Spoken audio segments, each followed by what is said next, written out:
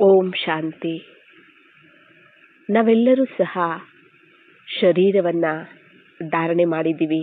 ನಾವೆಲ್ಲರೂ ಸಹ ಆತ್ಮಗಳು. ಭಗವಂತ ನಮಗೆ ಸಿಕ್ಕಿದರೆ ಅವರ ಒಂದು ಜ್ಞಾನ ಯೋಗದ ಶಿಕ್ಷಣ ನಾವು ಪಡ್ಕೊಳ್ತಾ ಇದ್ದೀವಿ. ನಂಬರ್ ವಾರ್ ಪುರುಷಾರ್ಥವನ್ನು ಸಹ ನಾವು ಮಾಡ್ತಾ ಇದ್ದೀವಿ, ಮುಂದೆ ಹೋಗ್ತಾ ಇದ್ದೀವಿ. ಆದರೆ ಒಂದು ಸತ್ಯ ಘಟನೆ ನಡೆದಿದೆ. ನೀವು ಸಹ ಈ ಒಂದು ಘಟನೆಯನ್ನು ಕೇಳಿರ್ಬೋದು, ಕೆಲವರು ಕೇಳಿರ್ಬೋದು, ಕೆಲವರು ಕೇಳಿಲ್ಲದೆ ಇರಬಹುದು. ಆದರೆ ಈ ಒಂದು ಸತ್ಯ ಘಟನೆ ಏನನ್ನ ಸೂಚಿಸುತ್ತೆ ಅಂದರೆ, ಶರೀರ ಬಿಟ್ಟ ಮೇಲೂ ಸಹ ಶರೀರ ಇಲ್ಲದೇ ಇರುವಂತಹ ಸ್ಥೂಲವಾದ ಶರೀರ ಇಲ್ಲದೇ ಇರುವಂಥ ಆತ್ಮ ಪುರುಷಾರ್ಥವನ್ನ ಮಾಡಿ ಭಗವಂತನ ಪ್ರೀತಿಗೆ ಪಾತ್ರ ಆಗಿದೆ.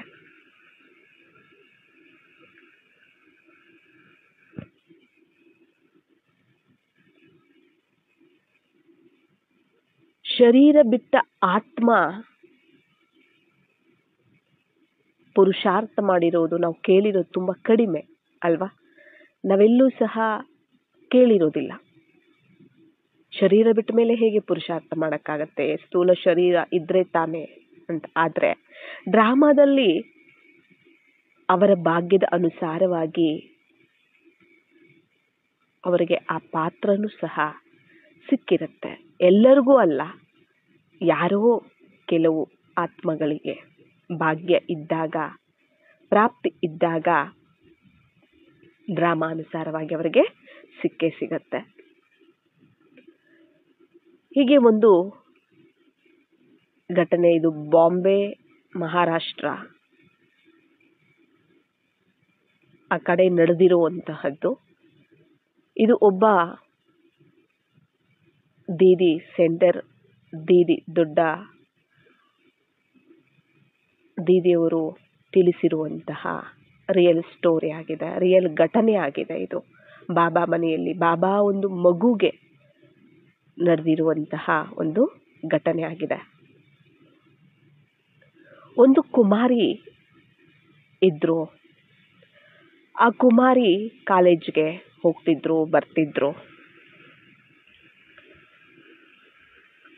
ಸಾಧಾರಣವಾಗಿ ಎಲ್ಲರೂ ಇರೋ ಥರನೇ ಇದ್ರು. ಆದರೆ ಒಂದಿನ ಅವರಲ್ಲಿ ಬದಲಾವಣೆ ಬಂತು.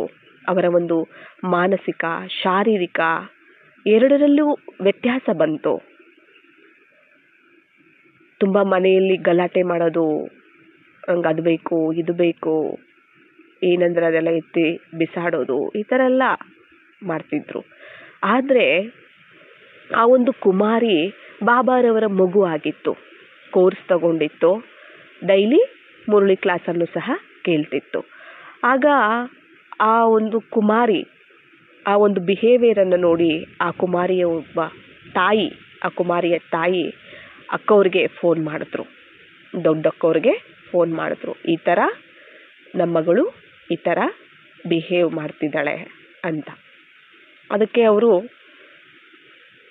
ಒಬ್ಬ ಅಕ್ಕನ ಕಳಿಸಿದ್ರು, ಇನ್ನೊಬ್ಬ ಅಕ್ಕನ ಕಳಿಸಿದ್ರು ಹೋಗು ಅಂತ. ಅವರು ಬಂದು ತುಂಬ ಹೊತ್ತು ದೃಷ್ಟಿ ಕೊಟ್ಟರು. ಆಗ ಸ್ವಲ್ಪ ಶಾಂತ ಆಯಿತು. ಆಗ ಗೊತ್ತಾಯಿತು ಯಾವುದೋ ಒಂದು ಆತ್ಮ ಈ ಒಂದು ಕುಮಾರಿಯ ಶರೀರದಲ್ಲಿ ಪ್ರವೇಶ ಆಗಿದೆ ಅಂತ. ಯಾರು ನೀನು, ಯಾಕೆ ಬಂದಿದೀಯಾ ಅಂತ ಕೇಳಿದಾಗ, ನಾನು ಈ ಥರ ಒಂದು ಮರದ ಮೇಲೆ ಕುಳಿತಿದ್ದೆ. ಈ ಹುಡುಗಿ ಯಾವಾಗಲೂ ಆ ಮರದ ಕೆಳಗಡೆನೆ ಹೋಗ್ತಿದ್ಲು ಬರ್ತಿದ್ಲು ಕಾಲೇಜ್ಗೆ. ಜಡೆ ತುಂಬ ಉದ್ದವಾಗಿತ್ತು. ಮತ್ತು ಒಂದಿನ ಜಡೆ ಕಟ್ಟಿರಲಿಲ್ಲ, ಜಡೆ ಹಾಕಿರಲಿಲ್ಲ. ಹಾಗೆ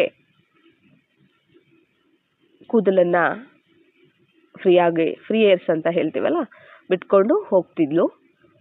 ನಾನು ಆಗ ಬಂದು ಪ್ರವೇಶ ಮಾಡಿದೆ ಅಂತ ಹೇಳ್ತು ಆ ಆತ್ಮ. ಮತ್ತು ಯಾಕೆ ನೀನು ಬಂದು ಪ್ರವೇಶ ಮಾಡಿದೆ ಅಂತಂದಾಗ ನನಗೆ ಕೆಲವರು ಫ್ರೆಂಡ್ಸ್ ಇದ್ದರು, ಅವರು ನನ್ನನ್ನು ಸಾಯಿಸಿ ಆ ಮರಕ್ಕೆ ನೇತಾಕ್ಬಿಟ್ಟಿದ್ರು, ಅಂದರೆ ಹ್ಯಾಂಗ್ ಮಾಡಿಬಿಟ್ಟಿದ್ರು. ಇಲ್ಲಿವರೆಗೂ ನನಗೆ ನ್ಯಾಯ ಸಿಗಲಿಲ್ಲ, ಅವ್ರಿಗೂ ಸಹ ಶಿಕ್ಷೆ ಆಗಲಿಲ್ಲ, ನನಗೆ ತುಂಬ ದುಃಖ ಇದೆ ಅಂತ. ಅಷ್ಟಕ್ಕೆ ನಿಲ್ಲಿಸ್ಬಿಟ್ಟು ಆತ್ಮ. ಮತ್ತೆ ಸಂಜೆ ಮತ್ತೆ ಅದೇ ಥರನೇ ಸ್ಟಾರ್ಟ್ ಮಾಡ್ತಂತೆ ಆತ್ಮ. ಹೇಗಂದರೆ ಹಾಗೆ ಕಿಚ್ಚಾಡೋದು, ಜಗಳ ಮಾಡೋದು, ನಂಗೆ ಅದು ಬೇಕು, ಅದು ತಿನ್ನೋದಕ್ಕೆ ಬೇಕು, ಇದು ತಿನ್ನೋದಕ್ಕೆ ಬೇಕು ಅಂತೆಲ್ಲ. ಮತ್ತೆ ಅವರು ತಾಯಿ, ಆ ಕುಮಾರಿಯ ತಾಯಿ ಮತ್ತೆ ಅಕ್ಕವ್ರಿಗೆ ಫೋನ್ ಮಾಡಿದ್ರಂತೆ. ಮತ್ತೆ ಇವರು ಹೋದ್ರಂತೆ. ಅಂದರೆ ಇವರು ದೊಡ್ಡಕ್ಕವರು ಹೇಳಿದ್ರಂತೆ, ಹೋಗು ಮತ್ತೆ, ಅಂದರೆ ನೀನು ಹೋಗ್ತೀಯಾ, ಮಧುಬನದಿಂದ ತಂದಿರುವಂತಹ ಟೋಲಿ ಇದೆಯಲ್ಲ, ಬಾಬಾರವರ ಟೋಲಿ, ಅದು ಬೂಂದಿ ಅದೆಲ್ಲ ಟೋಲಿ ತರ್ತೀವಲ್ಲ ನಾವು ಮಧುಬನ್ಗೆ ಹೋದ್ಮೇಲೆ, ಅದು ಟೋಲಿ ಇದೆಯಲ್ಲ ಅದನ್ನ ತೊಗೊಂಡೋಗು ಅಂತ ಹೇಳಿದ್ರಂತೆ. ಸರಿ, ಅವರು ಮತ್ತೆ ಸಂಜೆ ಹೋಗಿದ್ದಾರೆ. ಆಗ ಆತ್ಮ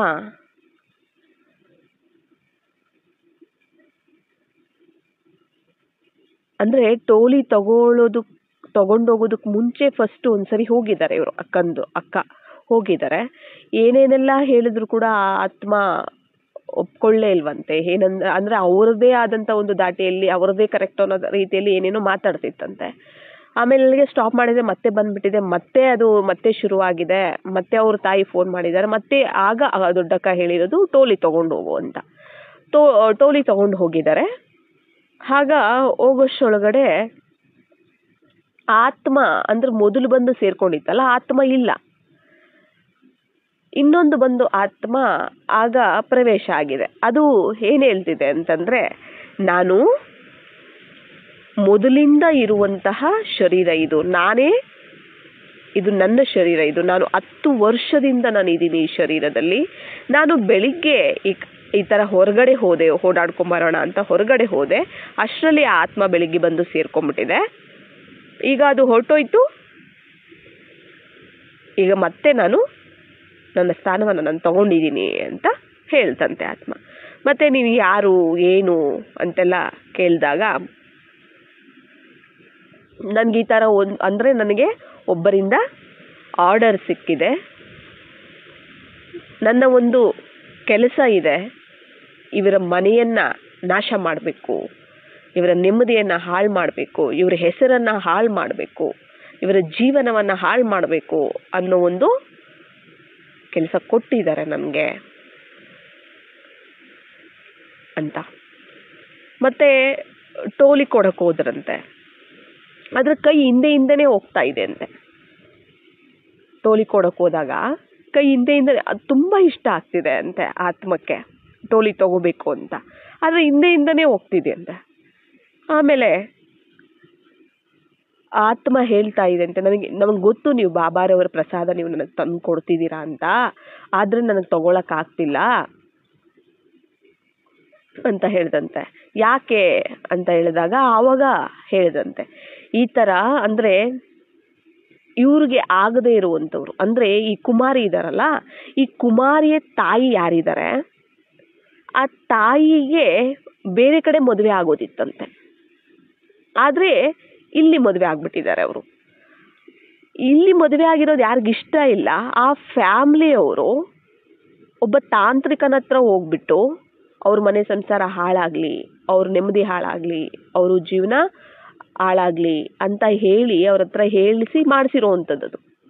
ಅಂದರೆ ಅದೇ ಟೈಮಕ್ಕೆ ಆ ಒಬ್ಬರು ಯಾರು ಈ ಶರೀರ ಬಿಟ್ಟಿದ್ದಾರಲ್ಲ, ಈ ಆತ್ಮ ಬಂದು ಸೇರಿದೆ ನೋಡಿ, ಅವರ ಒಬ್ಬ ತಂಗಿ, ಆ ತಂಗಿನೇ ಹೋಗಿರೋ ಅಂಥದ್ದು ಆಯಿತಾ, ಆ ತಾಂತ್ರಿಕನ ಹತ್ರ. ಆ ತಂಗಿಗೆ ತಾಂತ್ರಿಕ ಹೇಳ್ತಾರಂತೆ, ಹೇಗಿದ್ರು ನಿಮ್ಮ ಅಣ್ಣವ್ರೀಗ ಶರೀರ ಬಿಟ್ಟಿದ್ದಾರಲ್ಲ, ಅವರನ್ನೇ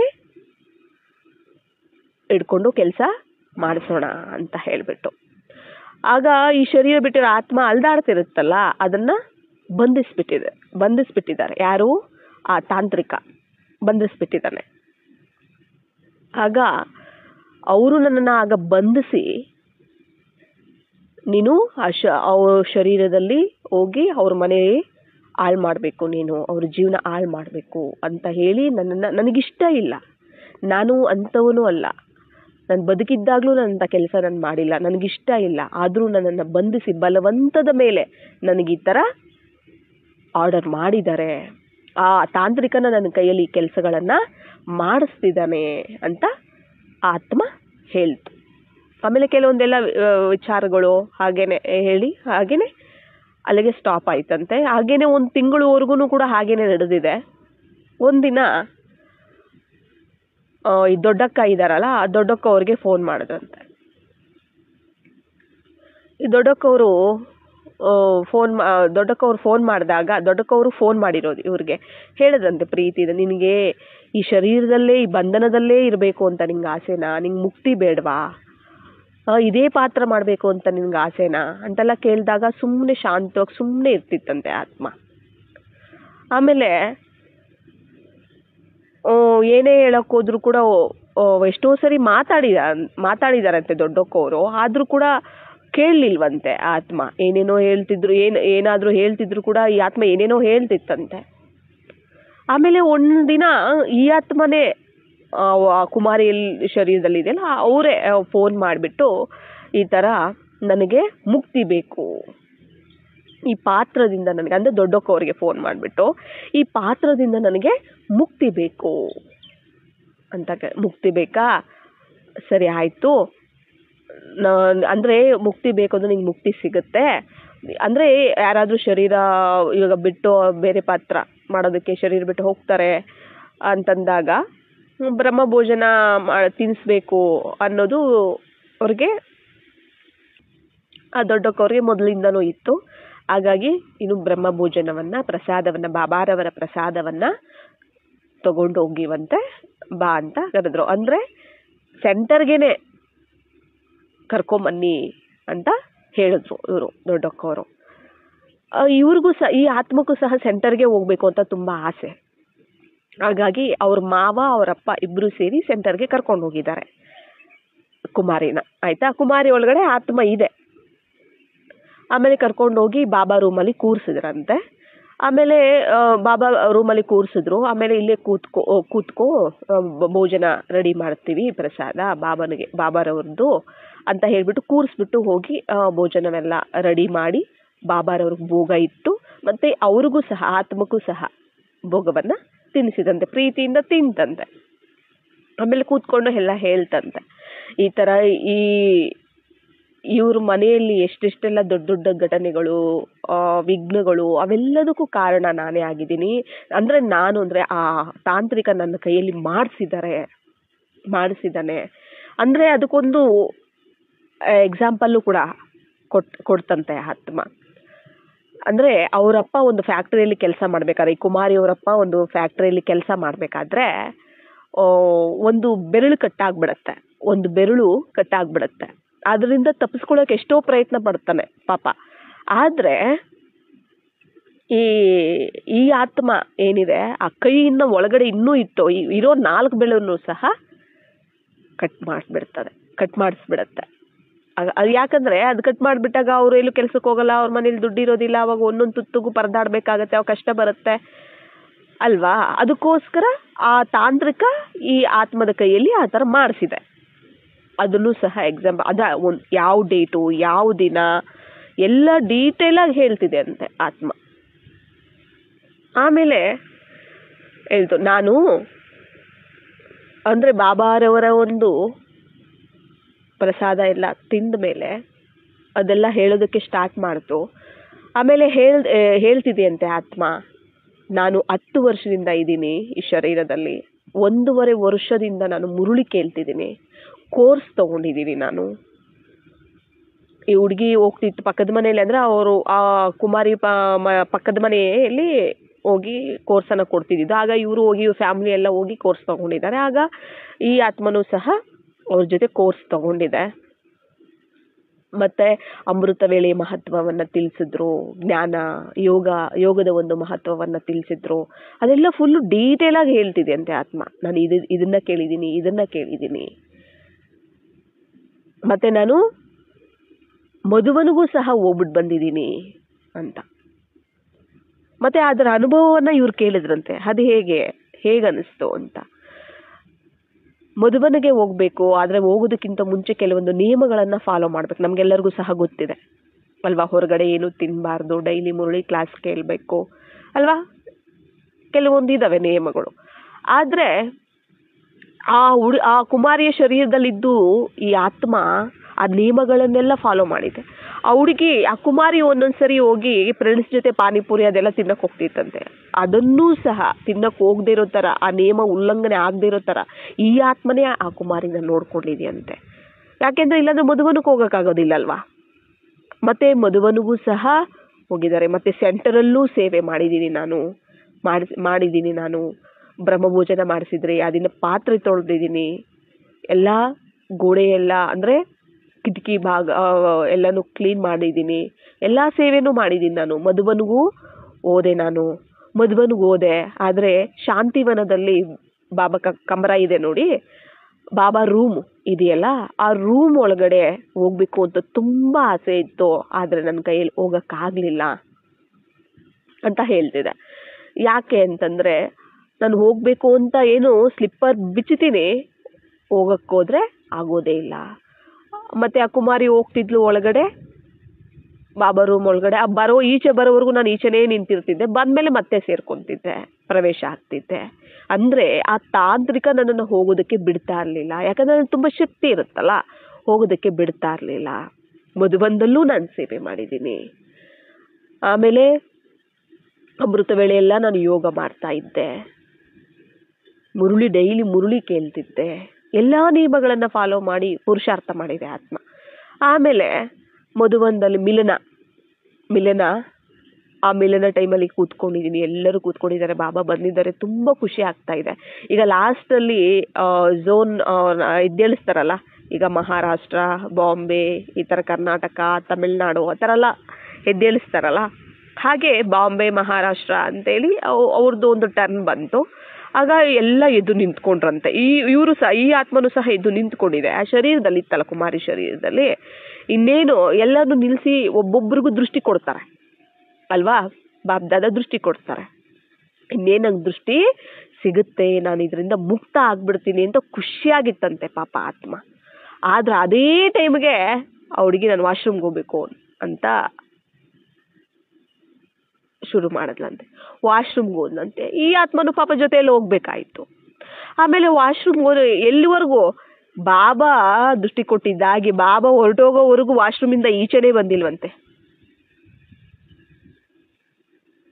ಬರೋಷೊಳಗಡೆ ಬಾಬಾನೇ ಹೊರಟೋಗಿದ್ದಾರೆ, ಮುಗ್ದೋಗಿದೆ ಎಲ್ಲನು. ಅಂದ್ರೆ ಆ ಬಾತ್ರೂಮಲ್ಲೇ ಬಂಧಿಸ್ಬಿಟ್ಟಿದ್ರಂತೆ ಆ ತಾಂತ್ರಿಕ. ಅಂದ್ರೆ ಆ ತರ ಏನಾದ್ರೂ ಅವ್ರಿಗೆ ವಿರುದ್ಧವಾಗಿ ಆತ್ಮ ಮಾಡಕೋದು ಹೊಡಿಯೋದಂತೆ. ಆ ತಾಂತ್ರಿಕ ಹೊಡಿತಾ ಇದ್ರಂತೆ ಇವರನ್ನು, ಈ ಆತ್ಮನನ್ನ.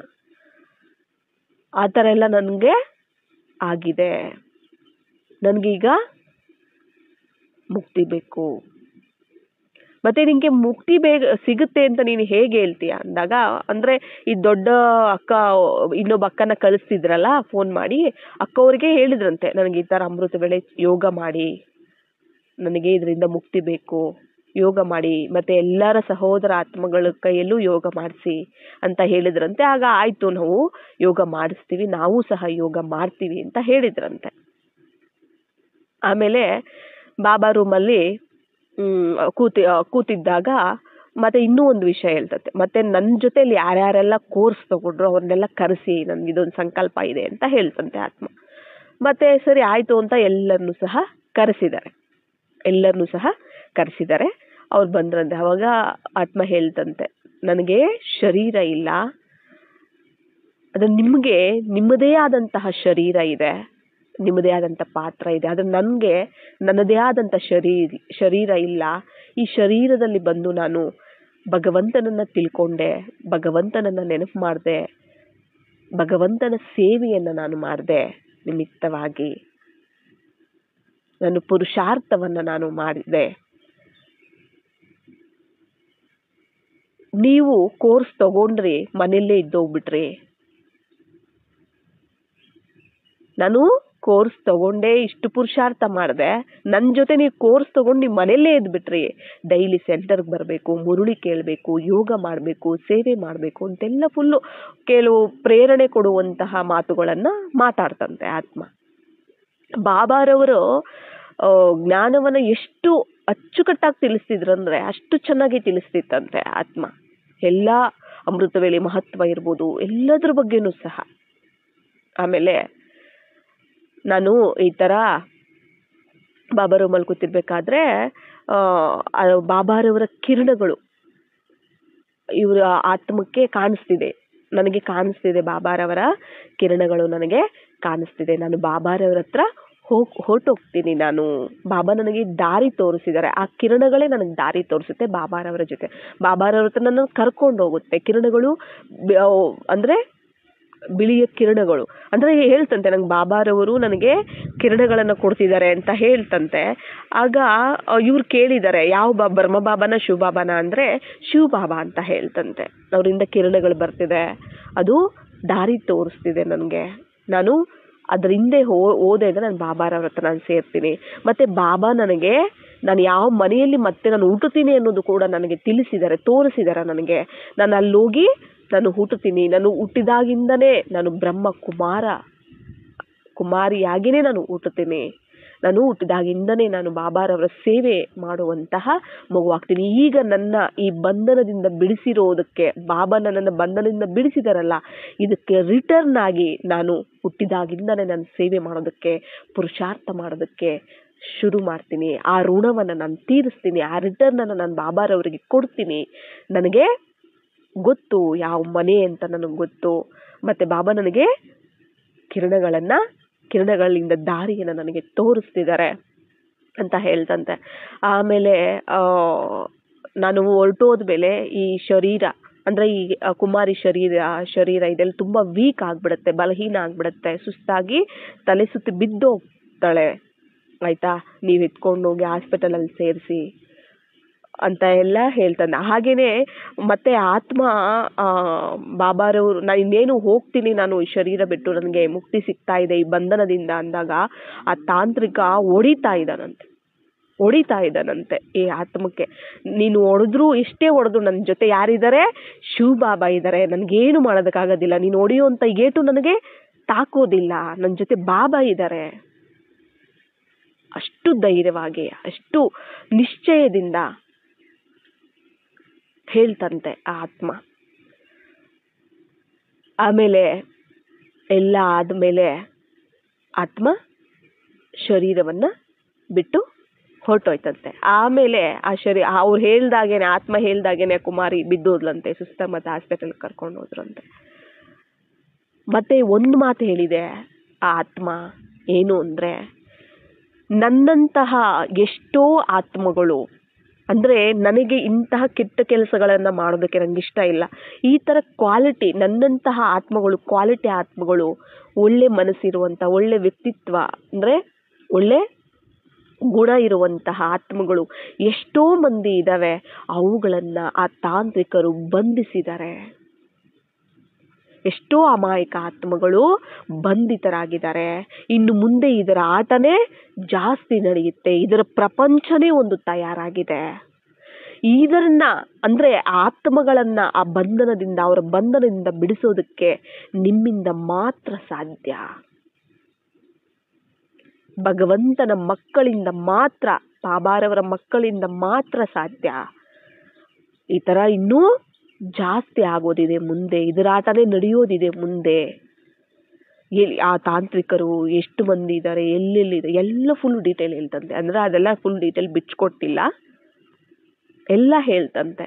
ಎಷ್ಟೊಂದು ಮಂದಿ ಆತ್ಮಗಳಂದರೆ ತುಂಬ ಮಂದಿ ಆತ್ಮಗಳನ್ನು ಬಂಧಿಸಿ ಇಟ್ಕೊಂಡಿದ್ದಾರೆ. ತುಂಬ ಕಡೆ ಇದು ನಡೀತಾ ಇದೆ. ಅವರನ್ನು ಆ ಬಂಧನದಿಂದ ಮುಕ್ತರನ್ನಾಗಿ ಮಾಡೋದಕ್ಕೆ ನಿಮ್ಮಿಂದ ಮಾತ್ರನೇ ಸಾಧ್ಯ. ಈ ಪ್ರಪಂಚದಲ್ಲಿ ಬೇರೆ ಯಾರಿಂದಲೂ ಸಾಧ್ಯ ಇಲ್ಲ, ಭಗವಂತನ ಮಕ್ಕಳಿಂದ ಮಾತ್ರನೇ ಸಾಧ್ಯ ಇದೆ. ಆ ಕಾರ್ಯವನ್ನು ನೀವು ಮಾಡಿ ಅಂತ ಹೇಳಿಬಿಟ್ಟು ಹೊರಟೋಯ್ತಂತೆ ಆತ್ಮ. ಈ ರೀತಿ ಅಂದರೆ ನೋಡಿ, 10 ವರ್ಷದಿಂದ ಶರೀರದಲ್ಲಿ ಯಾರೋ ತಾಂತ್ರಿಕನ ಒಂದು ಬಂಧನದಲ್ಲಿ ಸಿಕ್ಕಾಕೊಂಡು ಅವ್ರು ಹೇಳಿದಂಗೆ ಕೇಳಿಕೊಂಡು ಪಾಪ ಕೆಲಸಗಳನ್ನು ಮಾಡಿಕೊಂಡು, ಹೌದು ಈಗಲೂ ಸಹ ಅವು ಇನ್ನೂ ಜಾಸ್ತಿ ನಡೀತಿದ್ದಾವೆ. ಎಷ್ಟೋ ಅಂತ ಆತ್ಮಗಳನ್ನು ಬಂಧಿಸಿ ಅವರಿಗೆ ಬೇಕಾದಂಥ ಕೆಲಸ ಕಾರ್ಯಗಳನ್ನು ಮಾಡಿಸ್ಕೊಳ್ತಾ ಅವರಿಂದ ಪಾಪ ಮಾಡಿಸ್ತಿದ್ದಾರೆ.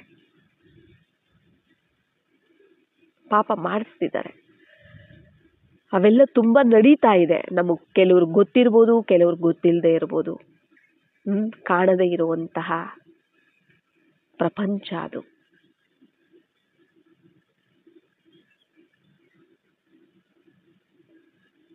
ಆ ಥರ ಬಂಧಿತನಾಗಿದ್ರೂ ಕೂಡ ಒಂದು ಶರೀರದಲ್ಲಿದ್ದು ಭಗವಂತನ ಜ್ಞಾನ ಯೋಗದ ಮೂಲಕ ಆ ಬಂಧನದಿಂದ ಮುಕ್ತ ಆಗಿದೆ ಆತ್ಮ.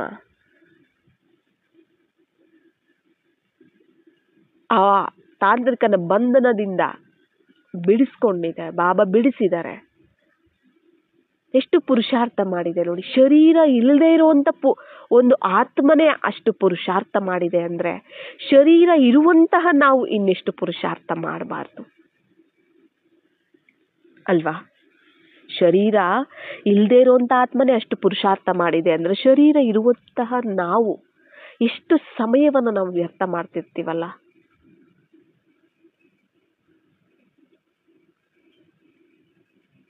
ನಮಗೆ ಸಮಯನೇ ಇಲ್ಲ. ಎಷ್ಟು ನಾವು ನೆಪಗಳನ್ನ ಹೇಳ್ತಿರ್ತೀವಿ, ಎಷ್ಟು ರೀಸನ್ಸ್ ಅನ್ನ ಕೊಡ್ತಿರ್ತೀವಿ ಯೋಗ ಮಾಡೋದಕ್ಕೆ, ಮುರುಳಿ ಕೇಳೋದಕ್ಕೆ, ಸೇವೆ ಮಾಡೋದಕ್ಕೆ. ಅದು ನಮ್ಮ ಸಂಪಾದನೆ ಅಲ್ವಾ? ಅದು ನಮ್ಮ ಪುಣ್ಯ, ನಮ್ಮ ಭಾಗ್ಯ. ಅನೇಕ ಬಂಧನ, ಸರ್ವ ಬಂಧನಗಳಿಂದ ಮುಕ್ತರಾಗೋದಕ್ಕೆ ಮಾರ್ಗ ಇದೊಂದೇ ಆಗಿದೆ ಅಲ್ವಾ? ನಾವು ಬಂಧನಗಳಲ್ಲಿ ಸಿಕ್ಕಾಕೊಂಡು ಇನ್ನೂ ಬಂಧನಗಳಲ್ಲಿ ಅತಿಯಾಗಿ ವಶ ಆಗ್ಬಿಟ್ಟಿದೀವಿ ಆ ಬಂಧನಗಳಿಗೆ.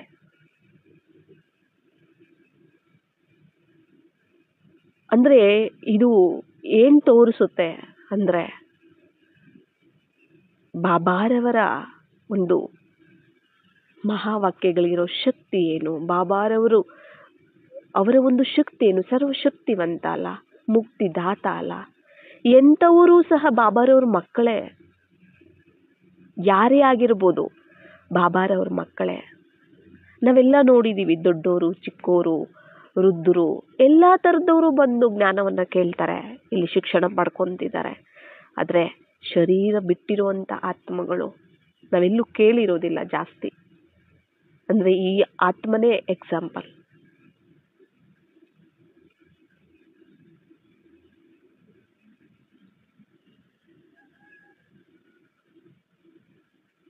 ತನ್ನದೇ ಆದಂಥ ಶರೀರ ಇಲ್ಲ ಅಂದ್ರು ಎಷ್ಟು ಬಾಬಾರವರ ಮೇಲೆ ಲಗನ್ ಇತ್ತು, ನಿಶ್ಚಯ ಇತ್ತು, ಪ್ರೀತಿ ಇತ್ತು.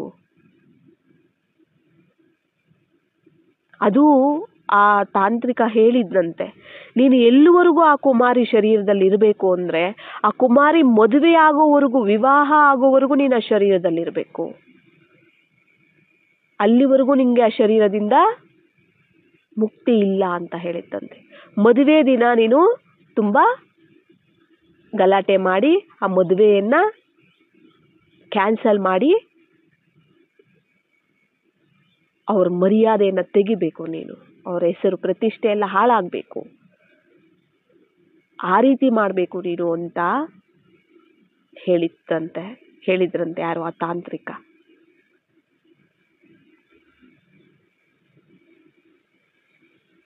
ಆ ಕೆಟ್ಟ ಕೆಲಸಕ್ಕೆ ಆ ಶರೀರದಲ್ಲಿ ಇದ್ರೂ ಕೂಡ ಬಲವಂತವಾಗಿ ಆ ತಾಂತ್ರಿಕನ ಮಾತು ಕೇಳ್ತಾ ಅವರಿಗೆ ದುಃಖ ಕೊಡ್ತಾ ಕೊನೆಗೆ ಬಾಬಾರವರನ್ನ ನೆನಪು ಮಾಡ್ತಾ ಬಾಬಾರವರಿಂದನೇ ಆ ಪಾತ್ರದಿಂದ, ಆ ಬಂಧನದಿಂದ ಮುಕ್ತಿಯನ್ನು ಪಡ್ಕೊಂಡು ನೆಕ್ಸ್ಟ್ ಜನ್ಮ ಅಂತ ಹೋಯ್ತು ಅಲ್ವಾ? ಅದು ನಾನು ಬಾಬಾರವ್ರ ಮಗುವಾಗಿನೇ ನಾನು ಹುಡ್ತೀನಿ, ಬ್ರಹ್ಮ ಕುಮಾರಿಯಾಗಿನೇ ನಾನು ಹುಡ್ತೀನಿ,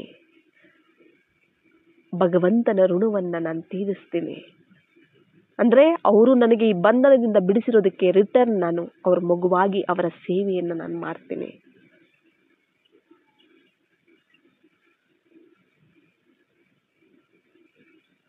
ನಾವು ನೋಡಿ, ಅದು ಒಂದೇ ಜನ್ಮ ಆ ಶರೀರದಿಂದ ಮುಕ್ತಿ ಕೊಟ್ಟಿದ್ದು.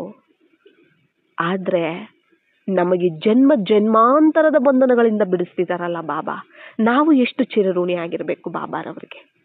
ಜನ್ಮ ಜನ್ಮಾಂತರದ ಬಂಧನಗಳು, ಸರ್ವ ಬಂಧನಗಳು, 63 ಜನ್ಮದ ಬಂಧನಗಳು, ಅವುಗಳಿಂದ ಬಿಡಿಸ್ತಿದ್ದಾರೆ ಬಾಬಾ.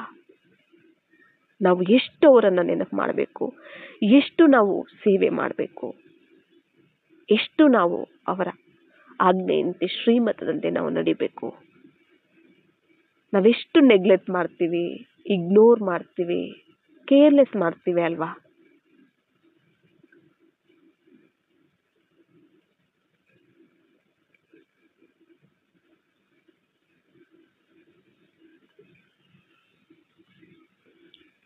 ಆದ್ದರಿಂದ ಇರೋದು ಒಂದು ಜನ್ಮ, ಒಂದು ಶರೀರ, ಅಂತಿಮ ಜನ್ಮ, ಅಂತಿಮ ಶರೀರ, ಅಂತಿಮ ಸಮಯ. ಈಗಲೇ ನಾವು ಪುರುಷಾರ್ಥವನ್ನ ಮಾಡಿ ಎಲ್ಲ ಸರ್ವ ಬಂಧನಗಳಿಂದ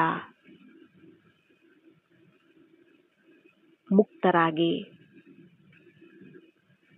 ಮುಕ್ತಿ, ಜೀವನ್ ಮುಕ್ತಿಯನ್ನು ನಾವು ಪಡಿಬೇಕು.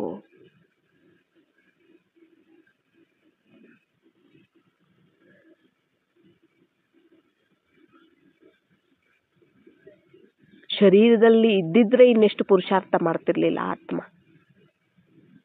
ಅಲ್ವಾ. ಎಷ್ಟು ಸೇವೆ, ಎಷ್ಟು ಮಾಡ್ತಿರ್ಲಿಲ್ಲ. ಆದರೆ ಅವ್ರ ಪಾತ್ರ ಹಾಗೇನೇ ಇತ್ತು ಡ್ರಾಮಾದಲ್ಲಿ.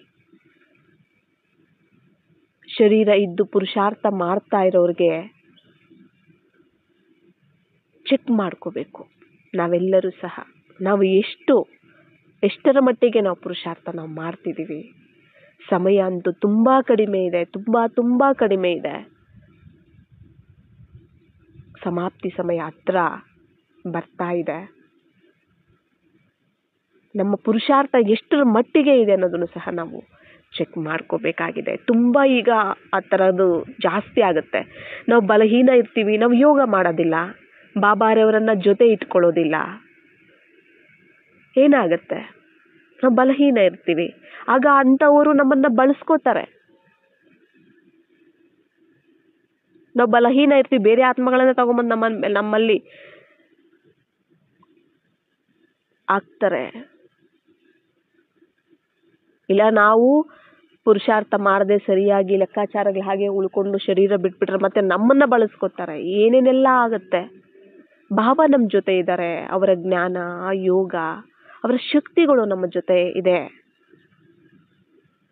ಅಂದ್ರೆ ಸರ್ವಶಕ್ತಿವಂತನ ಸಂತಾನರು ನಾವು. ಅವ್ರು ನಮಗೆ ಜೊತೆಯಲ್ಲಿ ಇರ್ತಾರೆ, ಸದಾ ನಮ್ಮ ಜೊತೆಯಲ್ಲಿ ಇರ್ತಾರೆ, ಸಹಚರನಾಗಿರ್ತಾರೆ. ನಾವು ಅವ್ರಿಗೆ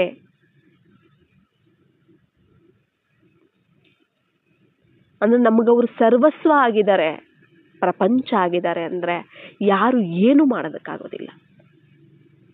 ಸದಾ ಅವರ ನೆನಪಿನ ಛತ್ರ ಛಾಯೆಯಲ್ಲಿ ನಾವಿರಬೇಕು. ಸದಾ ಭಗವಂತನ ನೆನಪಿನ ಛತ್ರ ಛಾಯೆಯಲ್ಲಿ. ಅವರ ನೆನಪೇ ನಮಗೆ ಸುರಕ್ಷಾ ಕವಚ, ಛತ್ರ ಛಾಯೆ ಆಗಿದೆ. ಅವರ ನೆನಪೇ ಎಲ್ಲದಕ್ಕೂ ರಕ್ಷಣೆ ಕೊಡುತ್ತೆ.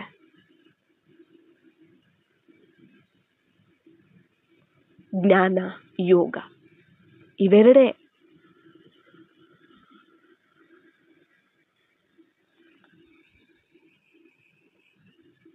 ಯಾರು ಆಗ ಎಂಥ ಆತ್ಮನೇ ಆಗಲಿ, ವಿಲ್ ಸೋಲ್ಸೇ ಆಗಲಿ, ಯಾವುದೇ ತಾಂತ್ರಿಕರಾಗಲಿ ಅವರ ಒಂದು ಪ್ರಭಾವ ನಮ್ಮ ಮೇಲೆ ಬೀರೋದಿಲ್ಲ. ಯಾಕಂದ್ರೆ ಭಗವಂತನ ರಕ್ಷಣೆ ನಮ್ಮ ಮೇಲೆ ಇರುತ್ತೆ, ನಮ್ಮ ಜೊತೆ ಇರ್ತಾರೆ ಬಾಬಾ. ಇನ್ನು ನಮ್ಮಿಂದ ಅವ್ರಿಗೆ ಮುಕ್ತಿ ಸಿಗ್ಬೇಕಲ್ವಾ, ನಮ್ಮಿಂದ ಮುಕ್ತಿ ಕೊಡ್ತಾರೆ ಬಾಬಾ. ಅವರಿಂದ ನಮಗೇನು ತೊಂದರೆ ಆಗೋದಿಲ್ಲ, ನಮ್ಮಿಂದ ಅವ್ರಿಗಿನ್ನು ಮುಕ್ತಿ ಕೊಡಿಸ್ಬಿಡ್ತಾರೆ ಬಾಬಾ. ಅದು ಯಾಕಂದ್ರೆ ನಾವೇ ನಿಮಿತ್ತರಲ್ವಾ ಅವುಗಳಿಗೆ ಮುಕ್ತಿ ಕೊಡೋದಕ್ಕೆ. ಬಾಬಾ ನಮ್ಮನ್ನೇ ನಿಮಿತ್ತ ಮಾಡಿದ್ದಾರೆ. ನಮ್ಮ ಮೂಲಕನೇ ಮಾಡಿಸ್ತಾರೆ ಬಾಬಾ. ಅರ್ಥ ಆಯ್ತಲ್ಲ? ಎಲ್ಲದಕ್ಕೂ ರಕ್ಷಣೆ ಬಾಬಾ. ಬಾಬಾರವರ ನೆನಪು, ಪ್ರೀತಿಯಿಂದ ಅವರನ್ನು ನಾವು, ಸ್ನೇಹ ಪ್ರೀತಿಯಿಂದ ಅವರನ್ನು ನಾವು ನೆನಪು ಮಾಡಬೇಕು.